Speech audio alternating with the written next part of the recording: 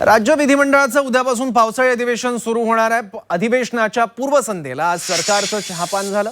यावेळी मुख्यमंत्री देवेंद्र फडणवीस, उपमुख्यमंत्री एकनाथ शिंदे, सुनेत्रा पवार यांच्यासह सत्ताधारी पक्षाचे आमदार आणि मंत्र्यांनी उपस्थिती लावली। तर विरोधकांनी मात्र सरकारच्या या चहापानावर बहिष्कार टाकलाय।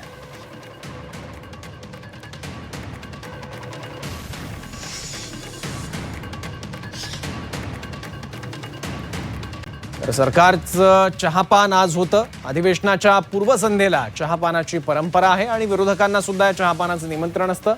पण विरोधकांनी काही प्रश्न मांडत महाराष्ट्रातले या चहापानावर बहिष्कार घातलाय।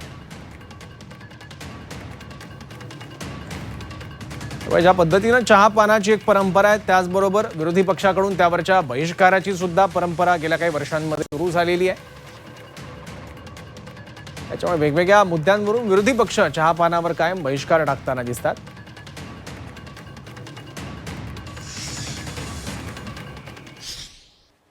सरकार आपल्या विरोधी कोणी बोलणार नाही, कोणी कोणता विषय मांडणार नाही, मांडायची जिथे जागा असेल ती जागेवर कोणी बसणार नाही याची देखील काळजी घेत आहे। आणि म्हणून सरकारने दिलेलं असहकार्य मागच्या काही काळात पाहता आम्ही आज त्यांच्या चहापानाला न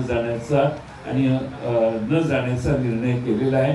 सरकारने ह्या सर्व विषयांचं उत्तर द्यावं अशी आमची सगळ्यांची अपेक्षा आहे। की नेहमीच्या पद्धतीप्रमाणे राज्याचे मुख्यमंत्री श्री देवेंद्रजी फडणवीस यांनी आम्हा सर्वांना चहापानाकरता आमंत्रित केलेलं आहे